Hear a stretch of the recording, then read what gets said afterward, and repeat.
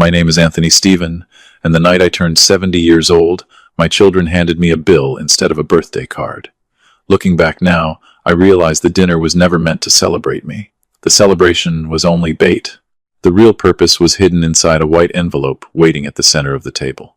3 weeks earlier, my son Warren had called and insisted on organizing a special family dinner. Ever since my wife Iris passed away 2 years ago, birthdays had become difficult. Iris had always been the heart of every family gathering. She remembered everyone's favorite meals, bought gifts months in advance, and somehow made ordinary evenings feel important. After losing her, the house became quieter than I ever thought possible. So when Warren told me everyone wanted to spend my birthday together, I felt grateful. I spent days looking forward to it. On the evening of the dinner, I put on the watch Iris had given me on our 35th anniversary and drove downtown to Harbor Spoon Grill. The restaurant overlooked the river and was known for hosting family celebrations. When I arrived, everyone was already seated. Warren sat beside his wife Paige. My daughter Kara sat across from them with her husband Clint. My grandson Silas was scrolling through his phone. Something felt strange immediately. Nobody seemed excited. Nobody joked about my age. Nobody mentioned my birthday. I told myself I was imagining things. Families change after a loss. People carry grief differently. I sat down and thanked everyone for coming. Silas smiled and wished me a happy birthday. He was the only one who did. The conversation moved awkwardly from one topic to another. Rising grocery prices, mortgage rates, health insurance, school expenses. Nobody talked about memories. Nobody talked about Iris. Nobody talked about birthdays. The longer dinner continued, the more uncomfortable I became. Then I noticed a blue number 70 candle sitting near the dessert station across the room. It remained untouched the entire evening. When the meals were finished and coffee arrived, Warren cleared his throat. The entire table suddenly went silent. Even before he spoke, I knew something was wrong. "Dad," he said carefully, "we need to talk about something important." Paige reached into her purse and handed him a white envelope. Warren slid it across the table toward me. "What is this?" I asked. Nobody answered. "Just open it," Paige said. I opened the envelope expecting photographs, birthday messages, or maybe old family memories. Instead, I found spreadsheets, multiple pages covered in numbers, dates, and expense categories. At first, I thought it was some kind of joke. Then I started reading. Grocery reimbursement, transportation reimbursement, prescription pickup assistance, holiday meal contributions, childcare inconvenience adjustments. Every line had a dollar amount attached to it. Every favor, every visit, every interaction. My confusion slowly turned into disbelief. "What exactly am I looking at?" I asked. Kara folded her arms. "These are costs we've been covering for years." I stared at her. "Costs?" Warren leaned forward. "We're not trying to upset you. We're trying to be realistic." Realistic. The word felt completely out of place at a birthday dinner. I kept reading. Then I saw a line highlighted in yellow. Emotional labor reimbursement. For several seconds I could not speak. I honestly wondered if I had misunderstood it. "Emotional labor?" I asked quietly. Paige answered immediately. "Supporting someone emotionally takes effort too." The restaurant noise faded into the background. People around us were laughing and celebrating while I sat staring at a bill my own children had created. The more I read, the worse it became. They had assigned financial value to nearly every act of kindness they had shown me since Iris died. Doctor visits, phone calls, grocery deliveries, family dinners. Nothing was simply an act of love anymore. Everything had become a transaction. Then I reached the final page. That was when I discovered the real reason for the dinner. A section titled Future Financial Coordination appeared near the bottom. Underneath was a recommendation suggesting that the Stephen Family Safety Account should be managed by a single authorized individual to improve efficiency and long-term stability. Beside that recommendation was my son's name, Warren Stephen. Suddenly, everything made sense. The strange atmosphere, the rehearsed conversations, the untouched birthday candle. The envelope was never about reimbursement. It was about control. My wife and I had spent decades building the family safety account.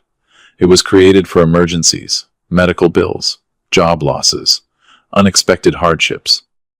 The money existed to protect the family during difficult times. But somewhere after Iris died, my children stopped seeing the account as protection and started seeing it as an opportunity. I slowly looked around the table. Nobody met my eyes. Not Warren. Not Kara. Not Paige. Not Clint. They all knew exactly what was inside the envelope before I arrived. They had discussed it, planned it, prepared it. They had chosen my birthday to present it because they believed I would be emotional enough to agree. "How long have you been working on this?" I finally asked. Nobody answered. That silence hurt more than the paperwork. Their silence confirmed what I already suspected. This was not a spontaneous conversation. It was a coordinated plan. I carefully placed every page back into the envelope. My hands remained steady. Warren looked nervous for the first time all evening. "Dad, don't overreact." I looked directly at him. "You handed me an invoice at my birthday dinner." Nobody spoke. Kara looked down at the table. Paige stared at the wall. Clint rubbed his forehead. Even Silas seemed uncomfortable. I stood up slowly and reached for my coat. "Anthony, please sit down," Paige said. It was the first time all night she had used my name instead of Dad. Somehow that hurt even more. I picked up the envelope and tucked it into my coat pocket.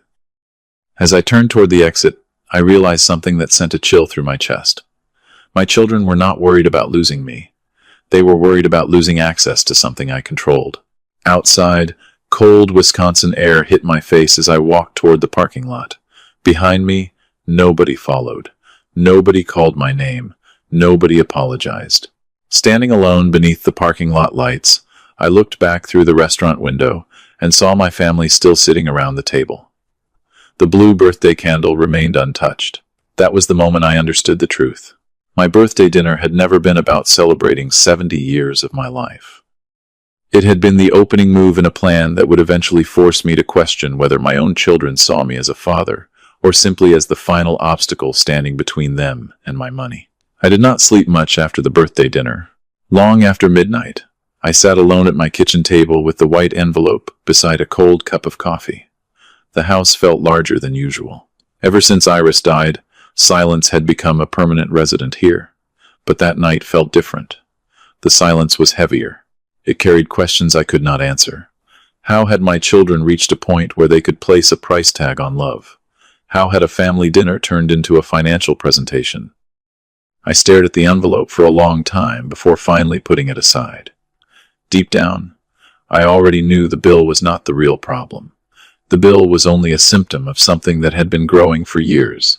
My wife Iris used to say that families rarely fall apart all at once. They drift apart slowly, one small decision at a time, until nobody remembers where the distance began. The next morning, I found myself thinking about her more than usual. Iris and I met in 1984, when we were both working second jobs to pay bills. Neither of us had much money. Our first apartment had water stains on the ceiling and a heater that only worked when it felt generous. We were not poor enough to be desperate, but we were poor enough to understand how quickly one emergency could destroy everything. That understanding shaped our marriage. We learned to save whenever we could. We learned to repair things instead of replacing them.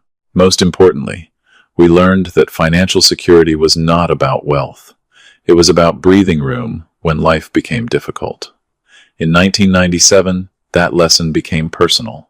Warren was 19 years old when he was involved in a car accident during a winter storm. He survived, but the medical bills arrived quickly. For months, Iris and I worried about money every single day. One night after paying another hospital invoice, Iris sat across from me at the kitchen table and said, "We need a safety account. Not for vacations, not for luxuries, for emergencies." The following week, we opened the Stephen Family Safety Account. We started small, $20 here, $50 there. Some months we could barely contribute anything. Other months we managed a little more. Over time, the account grew. It was never meant to make anyone rich. It existed for one purpose only, to protect our family when life turned cruel. And for many years, it worked exactly as intended. When Kara struggled to pay for summer childcare after her divorce, the account helped. When Warren lost several large sales contracts during a difficult year, the account helped.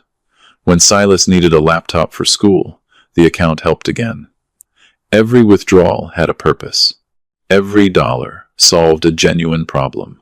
Iris never complained. She loved helping people. She believed families should support one another during difficult times. Looking back, I think that belief was both her greatest strength and her greatest vulnerability. After Iris passed away, I continued managing the account exactly as we always had. At first, nothing seemed different. Warren occasionally called asking for temporary help. Kara occasionally needed assistance with unexpected expenses. I never questioned it. They were my children. But over time, the requests began to change. The emergencies became less urgent. The explanations became less detailed. Sometimes the money was requested before a problem even existed. One afternoon, Warren called and asked if the account could help him upgrade some business equipment. He insisted the investment would generate more income later. I hesitated because the account was never intended for business expansion. Warren quickly reminded me how much he had helped after Iris died. The conversation left me uncomfortable, but I approved the withdrawal anyway. A few months later, Paige casually asked how much money remained in the account. At the time, I thought it was an innocent question. She owned a bakery and enjoyed discussing finances. But after the birthday dinner, that conversation felt different in my memory. Then came Kara. During a family barbecue, she joked that the account probably earned more interest than her savings account. Everyone laughed. I laughed too. Yet I noticed something strange. Nobody talked about the account as emergency protection anymore. They talked about it as available money. Available money waiting for a purpose. Available money waiting for someone to use it. The change was subtle enough that I ignored it. Maybe because I trusted them. Maybe because grief made me less observant than I should have been. The hardest part about losing a spouse is that you lose your second set of eyes. Iris noticed things long before I did. She understood people better. She understood motives better. If she had been alive, she probably would have recognized the warning signs years earlier. A week after the birthday dinner, I opened an old photo album and found a picture of Iris standing beside Warren and Kara when they were children. Both of them were smiling. Both of them looked so small and innocent. I stared at that photograph for several minutes. It was difficult to connect those children with the adults who had handed me a bill. Then, another memory surfaced. About 6 months before my birthday, Warren had called asking an unusual question. At the time, it seemed harmless. Now, it felt important. He wanted to know whether anyone else had access to the family safety account. "Dad, what happens if something happens to you?" he had asked. "Would anyone be able to manage things?" I told him the account did not need another manager because I was perfectly capable of handling it myself. Warren laughed and dropped the subject. At least that was what I believed. Sitting alone at my kitchen table, I suddenly realized that conversation had not been casual at all. It had been the first question. The first step. The first sign that my son was thinking about the account very differently than I was. And for the first time since the birthday dinner, I began to wonder how many other warning signs I had missed. The more I thought about Warren's question, the harder it became to ignore. For days after remembering that conversation, I found myself replaying dozens of small moments I had dismissed at the time. Each memory seemed harmless on its own. Together, they painted a picture I did not like. I spent most of that week moving through my normal routine. I went grocery shopping. I attended my doctor's appointment. I visited the local reading center where Iris used to volunteer. Outwardly, nothing had changed. Inside, however, something had. For the first time, I was no longer looking at my family through the eyes of a father. I was looking at them through the eyes of a man trying to understand what had happened to his own children. A few days after the birthday dinner, Kara called. Her voice sounded tired before she even spoke. "Dad, are you still upset?" The question irritated me more than I expected. Upset sounded temporary. What I felt was much larger than that. "You handed me an invoice at my birthday dinner," I replied. There was a long pause. Then she sighed. "We weren't trying to hurt you." "Then what exactly were you trying to do?" Another pause followed. "Everyone's under pressure right now." Pressure. That word had become the family excuse for everything. High mortgage payments, school expenses, medical bills, inflation, work stress. Every conversation eventually returned to pressure. Part of me understood. Life had become expensive. But another part of me noticed something troubling. Nobody seemed interested in reducing their spending. They were interested in increasing their access to mine. Kara spent the next 10 minutes explaining how difficult life had become. Childcare costs, insurance payments, home repairs. I listened quietly. Most of what she said was true. What she never mentioned was that the family safety account had already helped her multiple times during the previous 2 years. The more she spoke, the more I realized something important. She no longer viewed assistance as generosity. She viewed it as expectation. Before ending the call, she said something that stayed with me. We're just trying to make things sustainable. Sustainable. It was the same language Warren used, the same language Paige used. Nobody talked about family anymore. Nobody talked about gratitude. They talked about systems, management, efficiency, and sustainability. It sounded less like a family and more like a board meeting. The following afternoon, I drove to the pharmacy to refill my blood pressure medication. I had been using the same pharmacy for over a decade. The young cashier greeted me by name and began processing my order. Then she looked at her computer screen and frowned. "Mr. Stephen, do you want your son copied on future medication notifications?" I stared at her. "What?" She turned the screen toward me. "There's a family access request attached to your profile." My stomach tightened instantly. Who submitted it? She checked the screen. Warren, Stephen. For several seconds I simply stood there. I had never authorized that request. I had never discussed it. The cashier assumed there had been a misunderstanding and immediately removed the inquiry. I thanked her and walked back to my truck. Then I sat behind the steering wheel for nearly 15 minutes without starting the engine. The birthday dinner suddenly felt much less isolated. First the questions about account management, then the reimbursement bill, now medical access requests. A pattern was beginning to emerge. Someone was slowly building a system around me. Later that evening, Warren stopped by, unexpectedly carrying coffee and pastries from a bakery downtown. He acted completely normal. Sports, weather, gas prices, local news. For nearly 30 minutes he avoided mentioning the birthday dinner. Eventually he sat down across from me and casually asked, "Have you thought any more about what we discussed?" There it was. The real reason for the visit. "I've thought about it," I answered carefully. Warren nodded. "Good. Because the account situation really needs attention. The account situation, not the birthday. Not our relationship, not my feelings. The account." As we talked, I noticed his eyes drifting toward the brown notebook sitting near my kitchen window. The notebook contained decades of records related to the family safety account. Iris and I had tracked every deposit and withdrawal since 1997. Warren's attention lingered on it longer than necessary.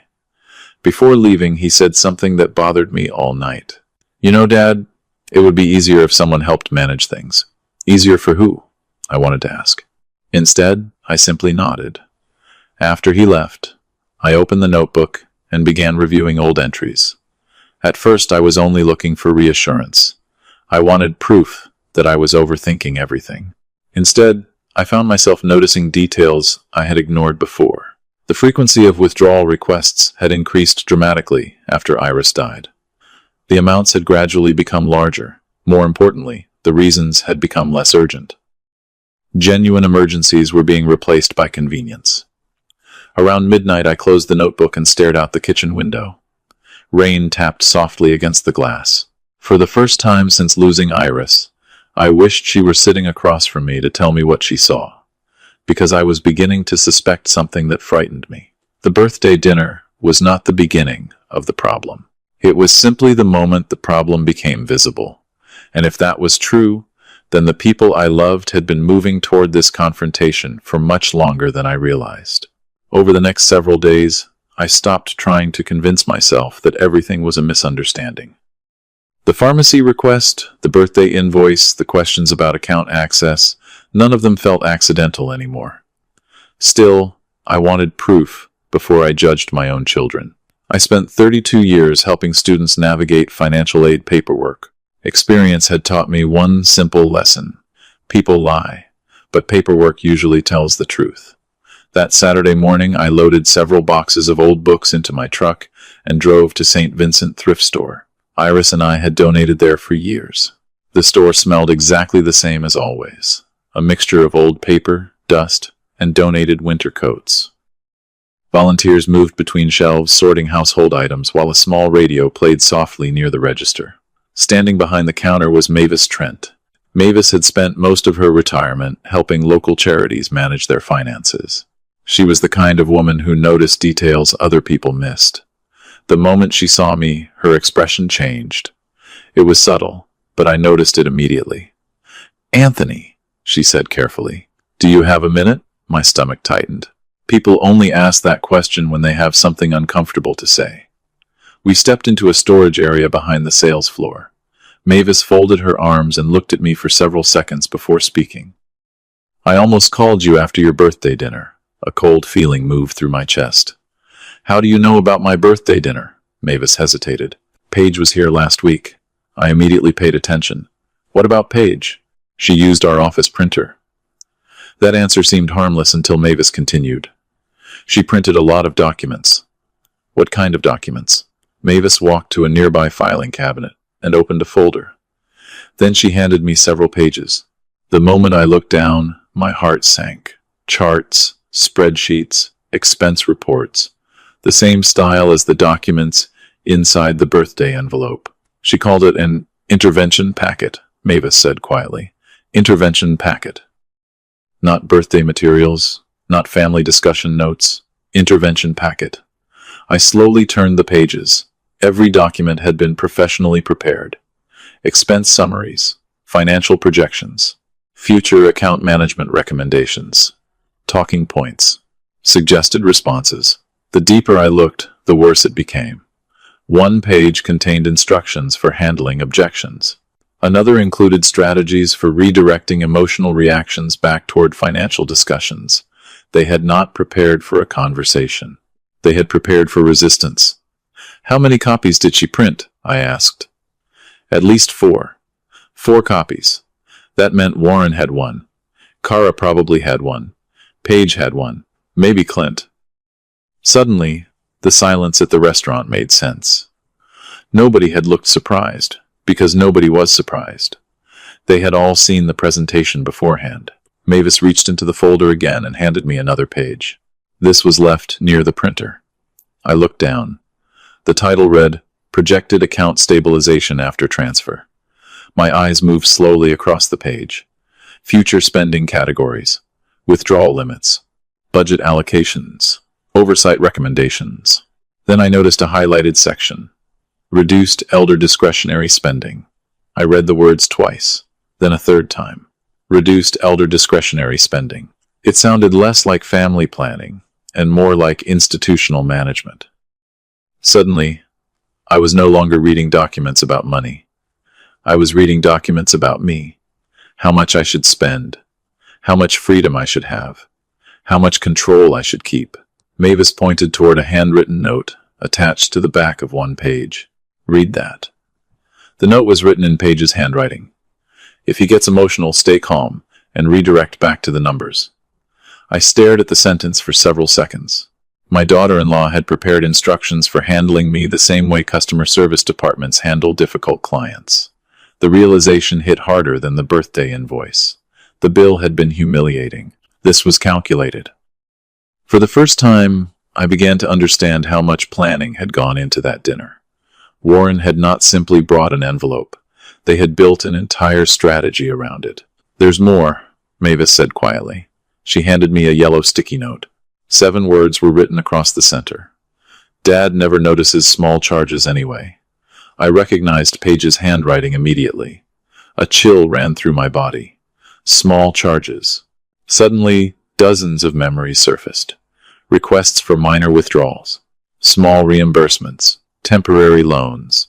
Expenses that seemed insignificant at the time. One by one they returned to me. None of them had felt important enough to question, but together they formed a pattern. Mavis studied my face carefully. "Anthony, are you all right?"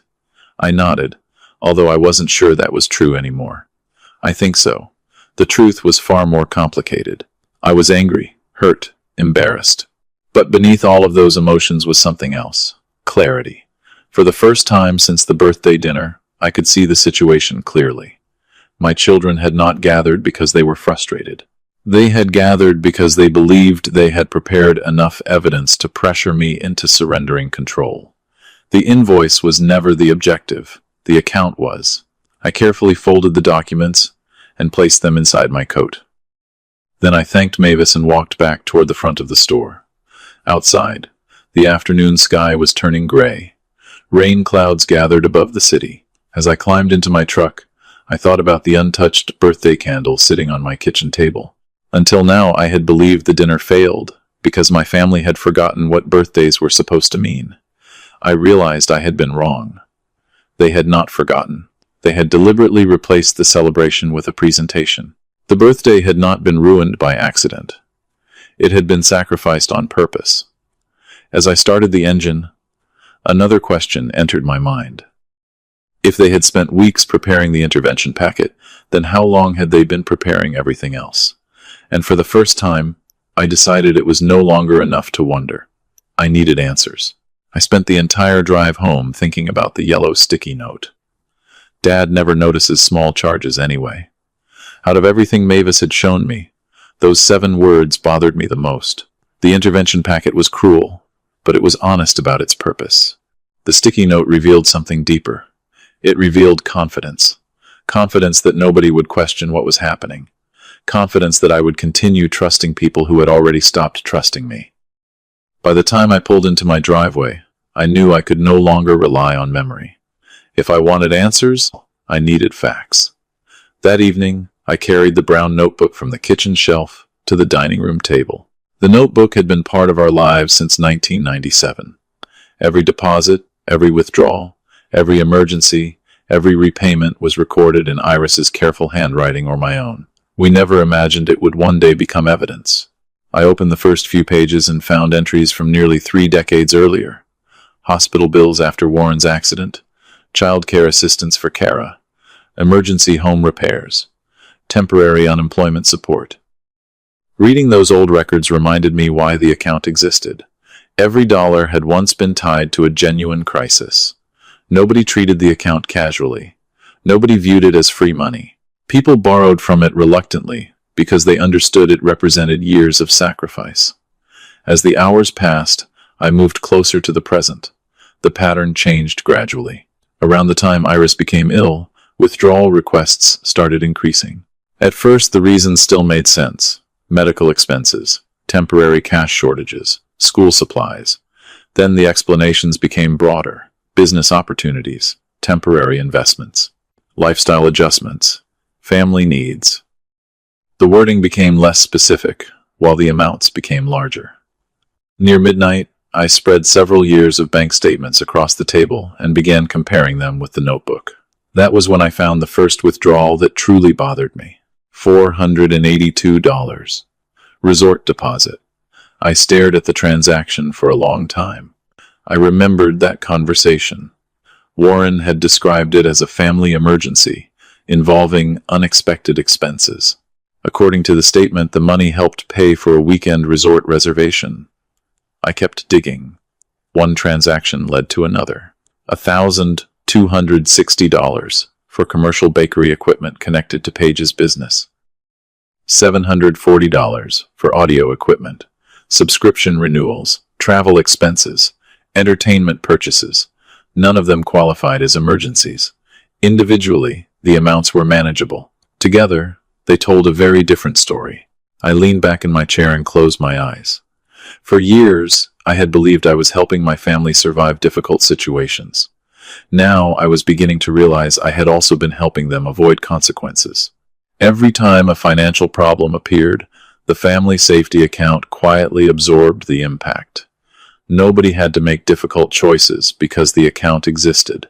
Nobody had to reduce spending because the account existed. Nobody had to experience the full consequences of poor decisions because the account existed. The realization hurt because I could suddenly see my role in the problem. I had spent years saying yes. Not because I was weak. Not because I was careless. Because I loved them. Parents spend their entire lives solving problems for their children. The habit becomes difficult to break even when those children become adults themselves. Around 1 o'clock in the morning, I found another withdrawal tied to Warren. This one immediately caught my attention because I remembered the conversation clearly. He had called, saying business was slower than expected, and he needed temporary help covering expenses until several commissions arrived. I approved the withdrawal without hesitation. Looking at the records now, I noticed something strange. The withdrawal occurred less than 2 weeks before he purchased a newer SUV. I stared at the statement. Then I found another withdrawal connected to a family vacation.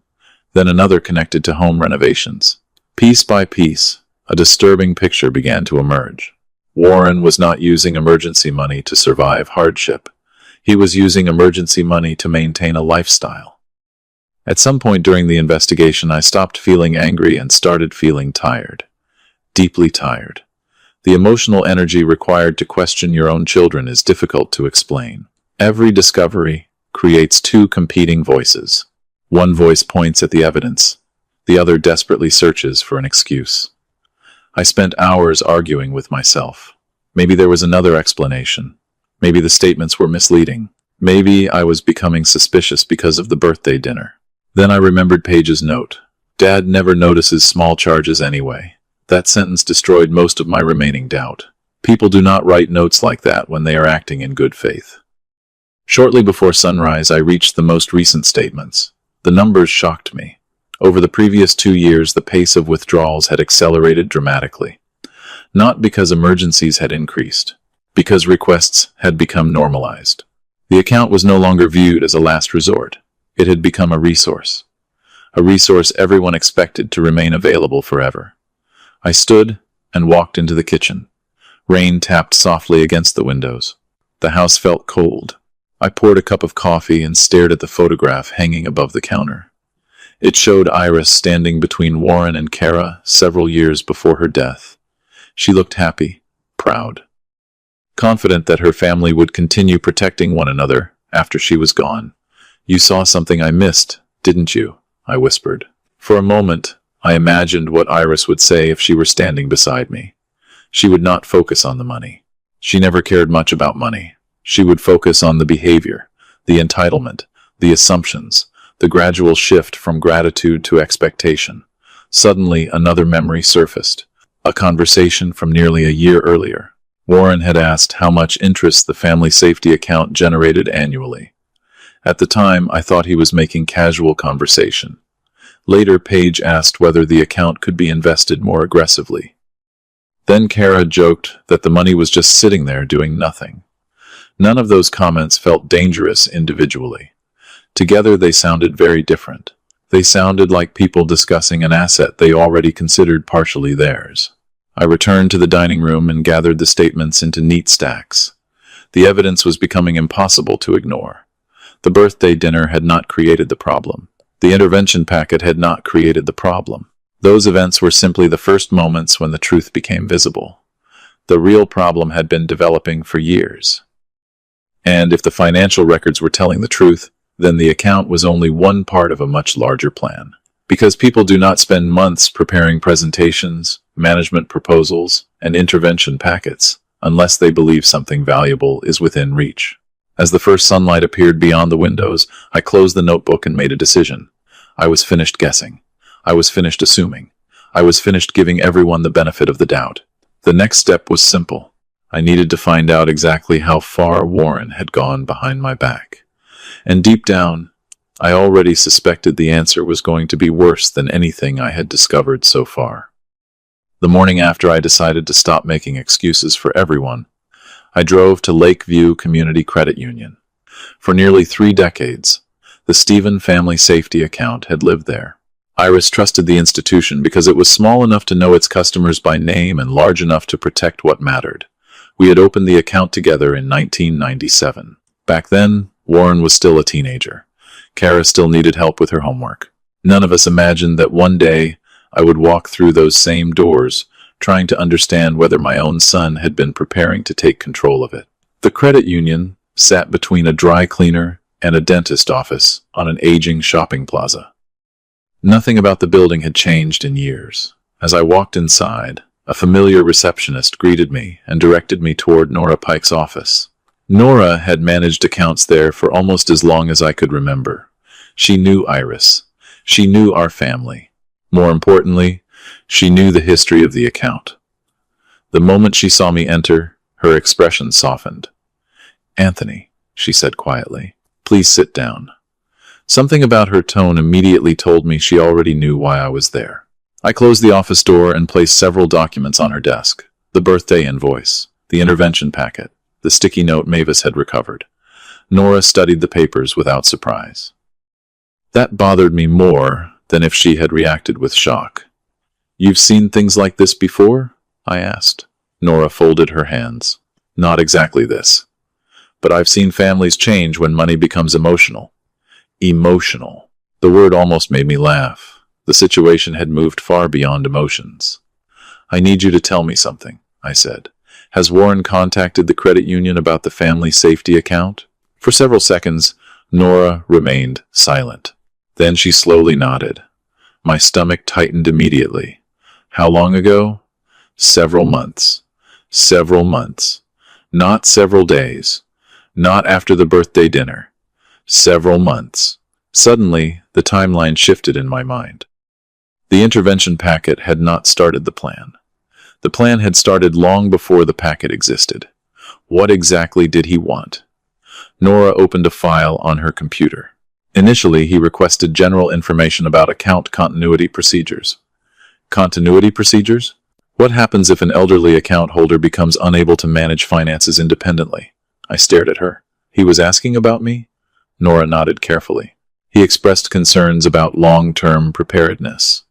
Long-term preparedness. Another phrase that sounded responsible until you examined what was hiding underneath it. Did he ever claim I was incapable of managing my finances? Nora hesitated. The hesitation told me everything before she answered. Not directly. Not directly. Which meant indirectly. Warren had not accused me of incompetence. He had simply planted the possibility. A much safer strategy. I leaned back in my chair and tried to process what I was hearing. For months, my son had been researching pathways to gain influence over an account that did not belong to him. Not because I was sick. Not because I was confused. Because he wanted options available when the opportunity appeared. Nora opened another file. "There is something else you should see." She rotated her monitor toward me. A list of inquiries appeared on the screen. Secondary authority requests. Emergency access procedures. Shared oversight structures. Transition management guidelines. Every inquiry carried the same name. Warren Stephen. I felt my chest tighten. This was no longer suspicion. This was documentation. "How many times did he contact you?" I asked. "More than once. More than once." Meaning he had continued pursuing information even after I dismissed the idea months earlier. Nora watched me carefully before speaking again. "Anthony, I do not think Warren viewed himself as doing anything wrong." I laughed quietly. Most people don't. That was the tragedy. Warren probably believed he was being practical, responsible, forward-thinking. The problem was not that he saw himself as a villain. The problem was that he had slowly stopped seeing me as an independent adult. To him, I had become a future problem that required management. Then Nora showed me something that changed everything. During one of our conversations, she said, Warren mentioned financial pressures. My attention sharpened immediately. "What kind of pressures?" Nora hesitated again. "I probably shouldn't discuss details, but I believe you deserve context." She opened another document. "Your son's dealership performance has declined significantly over the past year." Suddenly, several pieces clicked together. The urgency, the pressure, the repeated conversations about sustainability. "How bad?" I asked. "Bad enough that missing a few more commission targets could create serious problems." I stared at the report. For the first time, I could see the other side of the story. Warren was not simply greedy. He was scared. The problem was that fear had pushed him toward entitlement. Instead of confronting his financial reality, he had started viewing the family safety account as a solution. The account represented security, stability, a way to avoid difficult choices. And once he started seeing it that way, every obstacle standing between him and that security became a problem, including me. "There's more," Nora said quietly. At that point, I wasn't sure I wanted to hear it. She opened another file and pointed to a scheduled consultation request. My eyes moved across the screen. Elder Account Transition Procedures. Requested by Warren Stephen. Scheduled 3 weeks before my birthday dinner. 3 weeks. My heart sank. The consultation had been arranged before the family gathered at the restaurant. Before the envelope. Before the intervention packet. Before the conversation about management access. Everything had already been moving forward. The birthday dinner was never intended to start the process. It was intended to legitimize it. If I signed the paperwork voluntarily, Warren could present it as family cooperation. Suddenly, the entire strategy became visible. The intervention packet, the reimbursement bill, the emotional pressure, the carefully chosen language. None of it had been random. It was a coordinated effort designed to make surrendering control feel reasonable. I looked out Nora's office window at the gray Milwaukee sky. Part of me wanted to be furious. Another part felt something far worse, disappointment. Because despite everything I had discovered, I still loved my son. I still remembered teaching him how to ride a bicycle, helping him study for exams, sitting beside hospital beds during difficult moments. Those memories did not disappear simply because the present had become ugly. Nora slid a printed report across her desk. "Take this home," she said. "Read it carefully." I accepted the folder and stood to leave. At the door, I stopped. "Nora." "Yes?" "If Warren keeps moving forward with this plan, how close is he to actually gaining influence over the account?" Nora's expression became serious. "Closer than you think." I walked out of the credit union, carrying the folder under my arm. For the first time since the birthday dinner, I finally understood the true scale of what was happening. My children had not simply prepared an embarrassing presentation. They had spent months building a pathway toward control. And if Nora was right, I had discovered the plan just before it reached the point where stopping it would become much harder. I did not open the folder immediately after leaving the credit union. Instead, I drove aimlessly through Milwaukee for nearly an hour. My mind kept returning to the same question. At what point had my son stopped seeing me as his father and started seeing me as an obstacle? Every answer led back to the same place, the family safety account. The account had started as protection. Somewhere along the way, it had become temptation. By the time I arrived home, rain was falling steadily. I carried the folder inside, made a pot of coffee, and sat at the kitchen table where Iris and I had spent countless evenings discussing bills, family problems, and plans for the future. The house felt especially quiet that afternoon. Maybe because for the first time since her death, I desperately wished she were sitting across from me. I opened Nora's folder and began reading. Most of the documents confirmed what I already knew. Inquiry records, consultation requests, account access information. Then I reached a section that immediately caught my attention. Attached to the account records was a handwritten document dated 2015. The moment I saw the handwriting, my chest tightened. It belonged to Iris. I would have recognized it anywhere. Every letter, every curve, every tiny habit she had developed after decades of writing grocery lists, birthday cards, and family notes. My fingers trembled slightly as I lifted the page. At the top was a title I had completely forgotten. Stephen Family Safety Account Guidelines. Suddenly I remembered the conversation. In 2015, Warren had experienced a difficult financial year, while Kara struggled with childcare expenses after a school closure. The account had been used several times in a short period. Iris worried that future generations might misunderstand its purpose, so she insisted on creating written guidelines. At the time, it seemed unnecessary. Now, it felt like a message sent directly through time. I began reading. Emergency support only. Not lifestyle maintenance. Not business expansion capital. Not convenience spending. Every sentence felt sharper than the last. Iris had anticipated problems neither of us could see at the time. The further I read, the more I realized how completely the account had drifted from its original purpose. Resort deposits were not emergencies. Business upgrades were not emergencies. Family vacations were not emergencies. The account was never supposed to fund comfort. It was supposed to prevent disaster. Then I reached a line that forced me to stop reading for a moment. Assistance should preserve dignity, never replace responsibility. I stared at the sentence for a long time. That single line explained everything Iris believed about helping people. Real help gives someone a chance to recover. It does not remove every consequence from their life. Looking back, I could suddenly see how the account had evolved. Every withdrawal had become easier than the one before it. Every rescue made the next rescue more likely. The account was no longer protecting my family from emergencies.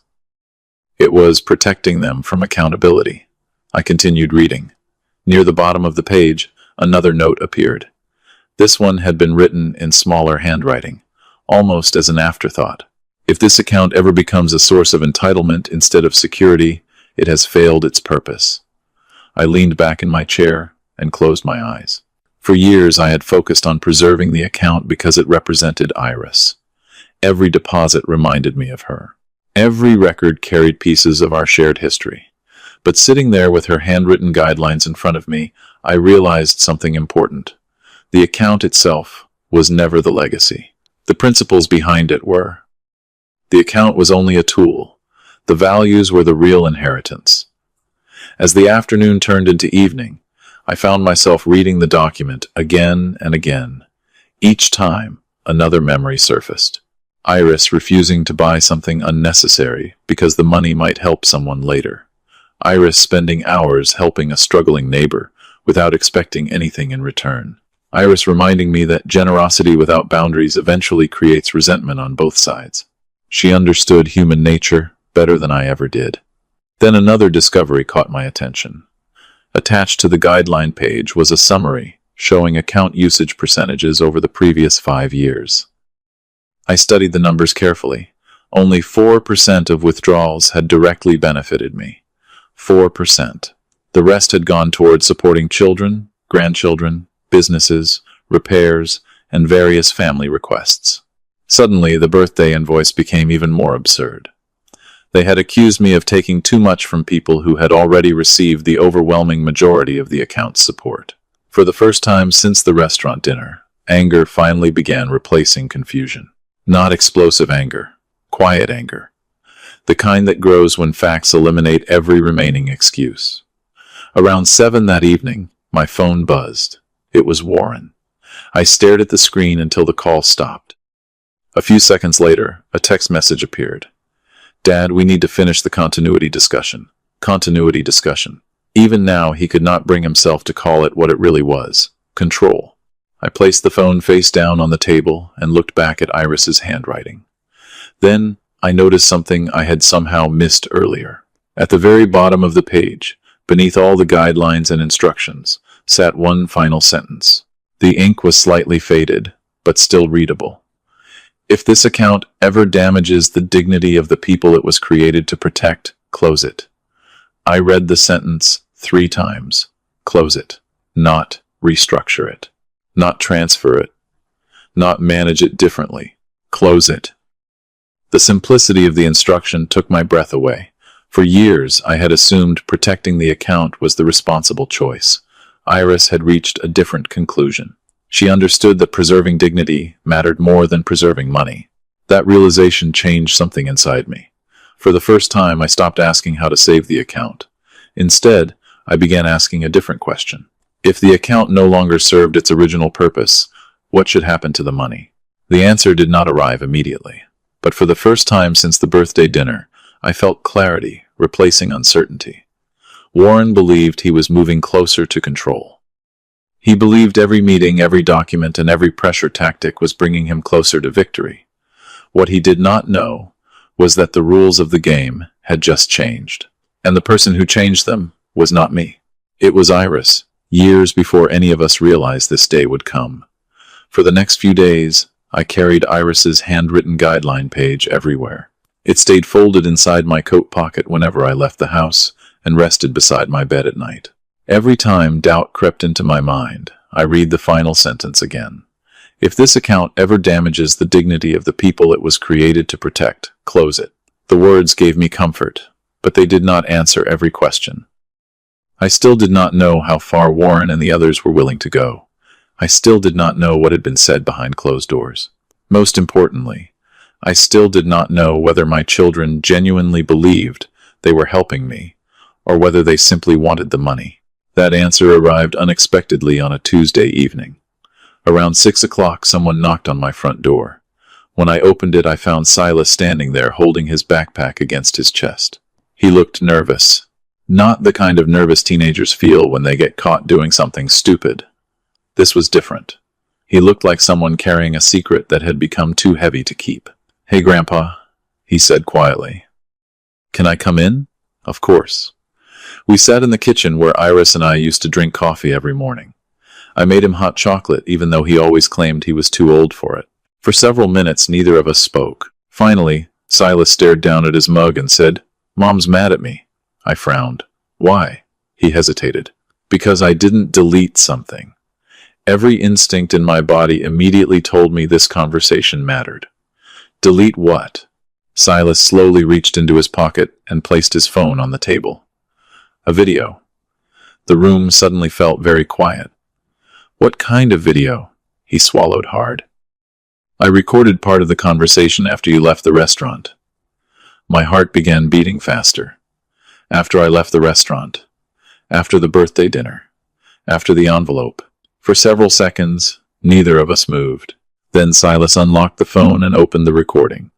"I didn't mean to spy," he said quickly. "Everybody started talking after you left, and something felt wrong." I nodded slowly. "Play it." Restaurant noise filled the kitchen. Dishes clinking. Chairs moving. Conversations in the background. At first the voices were difficult to hear. Then they became clear. Paige spoke first. "Once he signs, everything stabilizes." I felt my jaw tighten immediately. "Once he signs." Not if he signs. Once he signs. The certainty in her voice told me more than any spreadsheet ever could. A few seconds later, Kara answered. "He's going to make this emotional for days." Emotional. The same word they always used whenever I disagreed with them. As if caring about my own future was somehow irrational. Then Warren spoke. "Don't push too hard yet." His voice sounded calm, controlled, strategic. Not like a son discussing his father. Like a manager discussing a negotiation. The recording continued. Every second felt worse than the one before it. Then came the sentence that nearly stopped my heart. Paige laughed softly and said, "He already feels guilty for surviving Iris anyway." For a moment, I genuinely forgot how to breathe. The kitchen disappeared. The rain outside disappeared. Everything disappeared except those words. He already feels guilty for surviving Iris anyway. They knew. They knew exactly where the deepest wound lived. They knew losing Iris had broken something inside me. They knew I carried guilt every day. Not because I had done anything wrong, but because grief creates irrational burdens. Every widow and widower understands it. Part of you always wonders why you were allowed to stay when the person you loved most had to leave. I had never spoken openly about those feelings, yet somehow they knew. Worse, they were using them. I looked away from the phone and stared at the family photograph hanging near the refrigerator. For years, I believed my children saw my grief as something to protect. Now, I was hearing evidence that they saw it as something to leverage. Silas stopped the recording and looked at me nervously. "Grandpa?" I realized several seconds had passed without me speaking. "How long have you had this?" "Since the birthday dinner." "Why didn't you show me sooner?" His shoulders dropped. "Because I thought maybe I was misunderstanding it." The answer sounded painfully familiar. I had spent months doing the exact same thing, looking for alternative explanations, searching for reasons to doubt my own instincts. Silas looked down at the table. "Dad doesn't know I recorded it." That detail immediately caught my attention. If Warren didn't know the video existed, then nobody had prepared for it. Nobody had edited their words. Nobody had crafted a narrative. What I had just heard was genuine. For the first time since this nightmare began, I possessed something completely uncontaminated by preparation. Real voices, real intentions, real strategy. I reached across the table and placed my hand over Silas's. You didn't do anything wrong. His eyes filled slightly. I just didn't think Grandma would have liked any of this. Neither did I. We sat quietly for a while after that. Eventually, Silas glanced toward the folded guideline page resting beside my coffee cup. What are you going to do? I looked down at Iris's handwriting. Then I thought about the intervention packet, the birthday invoice, the pharmacy request, the consultation records, the account inquiries, and now the recording. Piece by piece, the truth had assembled itself. The evidence was no longer pointing in one direction. It was screaming. I looked back at my grandson and gave him the most honest answer I could. For a long time, I thought I needed to protect the account. And now? He asked. I stared at the final sentence Iris had written years earlier. Then I answered quietly. Now, I think I need to protect something much more important. That night, after Silas went home, I called Nora Pike. The moment she answered, I knew my decision had already been made. The only thing left was figuring out how to carry it out. I barely slept after my conversation with Silas. The recording played in my mind over and over again. Once he signs, everything stabilizes. He's going to make this emotional for days. He already feels guilty for surviving Iris anyway. Those words had removed the final layer of doubt. Until that moment, part of me still wanted to believe this was a misunderstanding fueled by financial stress and poor judgment. The recording destroyed that illusion. They had not simply planned a conversation. They had studied my weaknesses. They had identified my grief. They had built an entire strategy around it. The next morning, I met Nora Pike at Lakeview Community Credit Union. She had already reviewed the account records, the consultation requests, and the documentation Warren submitted over the previous months. When I entered her office, she immediately knew something had changed. You made a decision, she said. I nodded. I did. For several seconds, neither of us spoke. Then I placed my phone on her desk and played the recording Silas had given me. Nora listened quietly from beginning to end. When it finished, she removed her glasses and sat back in her chair. That changes things, she said softly. I know. Are you absolutely certain? I looked at Iris's handwritten guideline page resting inside my folder. I've never been more certain about anything. Nora opened several documents and began explaining the legal process. Because the family safety account belonged solely to me, I had complete authority over its future. Secondary access requests could be permanently frozen. Consultation procedures could be terminated. Most importantly, the account could be closed and its remaining funds redirected. A week earlier, the idea would have terrified me. Now it felt inevitable. How much time do we have before Warren's next consultation? I asked. Nora checked her calendar. 3 days. 3 days. I almost laughed. After months of preparation, months of planning, months of pressure, everything would come down to a single meeting. Good, I said. Let's give him the meeting he wants. The family gathering was scheduled for Thursday morning in a conference room inside the credit union. Warren believed it would be the final step in transferring influence over the family safety account. He had no idea the entire situation had already changed. When I arrived, everyone was there. Warren stood as soon as I entered. Kara looked exhausted. Clint appeared uncomfortable. Paige sat confidently beside several neatly organized folders. Only Nora seemed completely calm. I took my seat without saying a word. The room felt strangely similar to the restaurant. Same tension, same expectation, same assumption that I would react exactly as they predicted. Warren began speaking first. Dad, we're glad you came. I simply nodded. Paige immediately slid a packet across the table. We've simplified everything. Simplified. Another one of their favorite words. I didn't touch the paperwork. Instead, I reached into my folder and placed the original birthday invoice directly in the center of the table. Nobody spoke. Do you remember this? I asked quietly. Kara lowered her eyes. Paige folded her arms. Warren shifted uncomfortably in his chair. Dad, we've already discussed. No, I interrupted calmly. You discussed it. I listened. Silence filled the room. Then I opened the invoice and began reading aloud. Transportation reimbursement. Grocery assistance. Holiday meal contributions. Emotional labor reimbursement? Each line sounded more ridiculous than the last. By the time I finished, nobody would look directly at me. Tell me something, I said, turning toward Paige. How much exactly is a father worth per hour? Paige's face immediately tightened. That's not what this was about. Then what was it about? She opened her mouth, but said nothing. Because for the first time, the script was no longer working. Before anyone could answer, the conference room door opened. Warren frowned. What's going on? The answer walked into the room. Donna entered first, carrying several printed documents. The same waitress who had witnessed my birthday dinner. Behind her came Silas. The color drained from Paige's face immediately. Nora calmly invited them to sit down. Then Donna placed the documents on the table. These are the reservation notes from Harbor Spoon Grill. Nobody moved. Why would we need those? Warren asked. Donna looked directly at him. Because they show how the dinner was scheduled. She began reading. Private room requested. Delay birthday cake until after paperwork discussion. Deliver envelope before dessert. Maintain uninterrupted environment. Every sentence landed like a hammer. The birthday dinner had not gone wrong. It had been designed that way. Kara covered her mouth. Clint stared at the table. Even Warren looked shaken.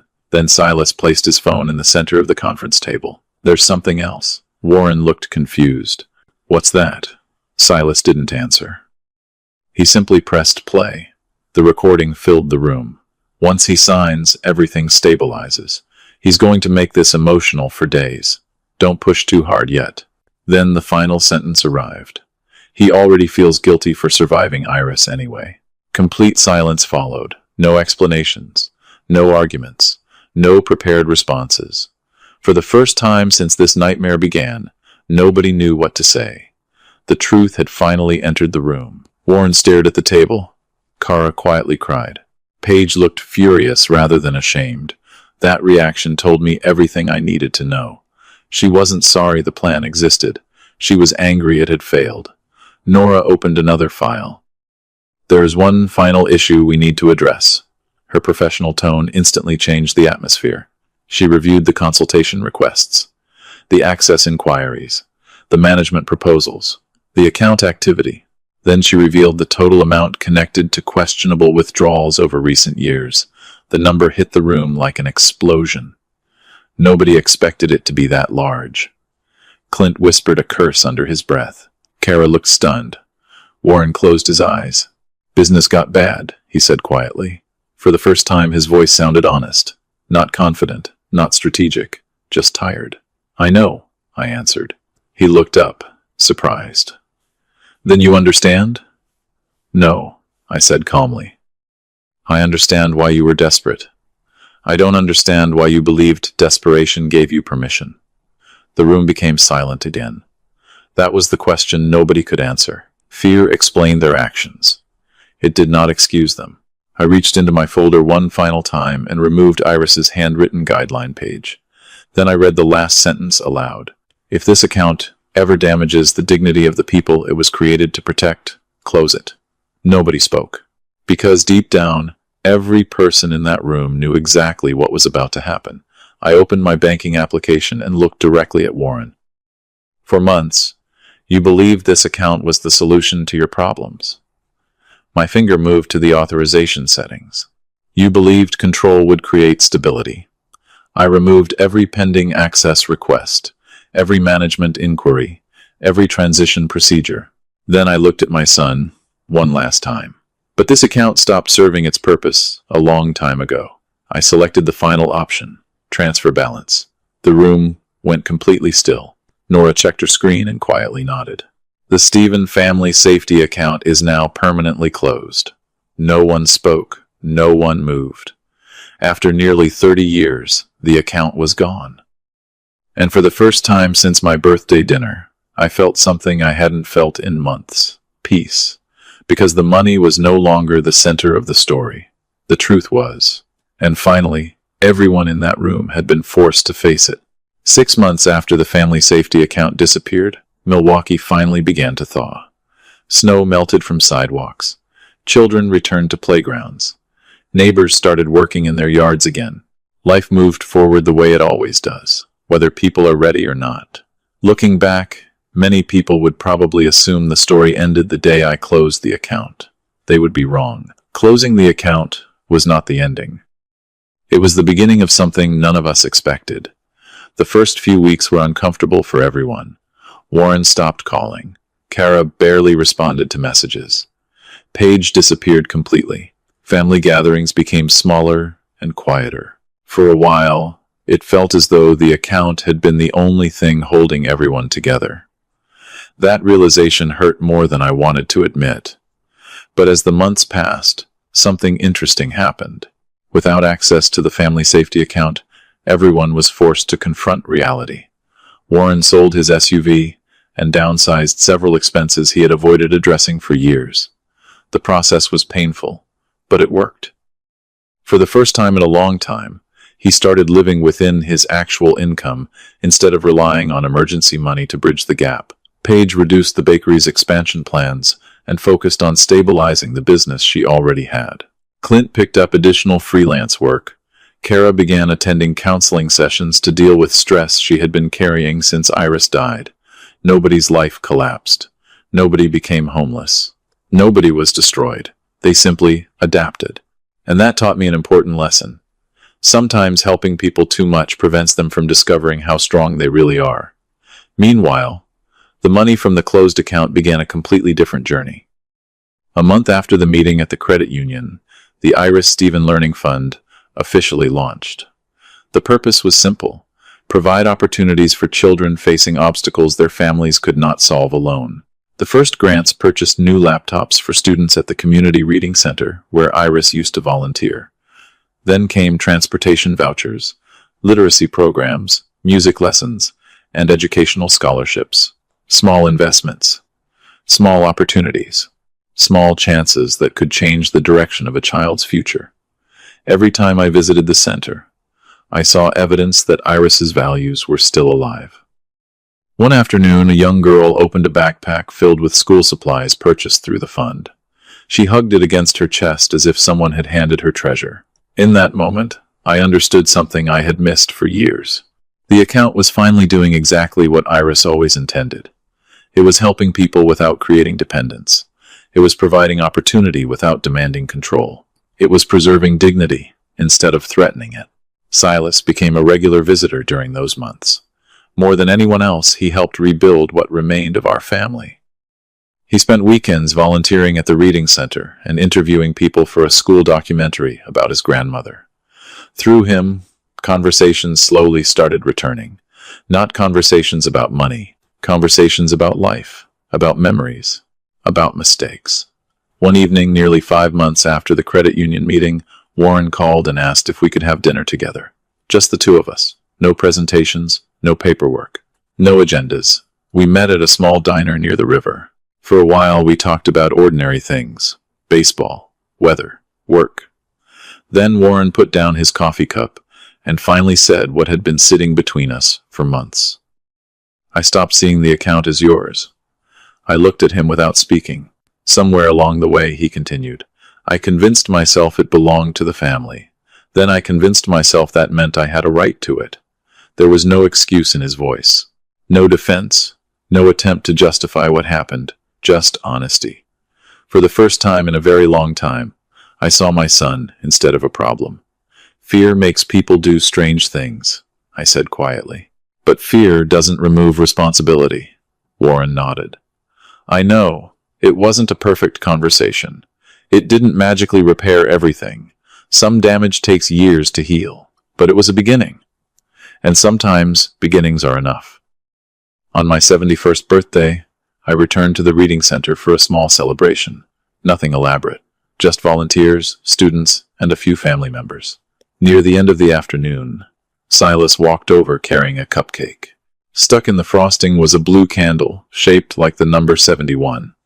Unlike the candle from the restaurant, this one was lit. "Happy birthday, Grandpa," he said.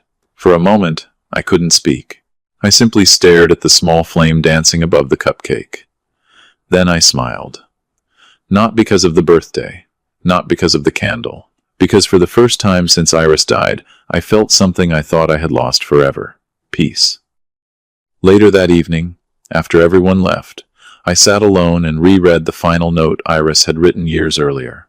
At the very bottom of the page, beneath all the account instructions and guidelines, was one sentence I had somehow overlooked until recently. The people who truly love you will never measure your worth by what you cost them. I folded the paper carefully and looked around the reading center, filled with children using laptops, books, and resources funded by the account my family once fought over. And in that moment, I realized the greatest inheritance Iris and I could ever leave behind was not money. It was the lesson that love without respect becomes entitlement, but love combined with dignity can change lives long after we are gone.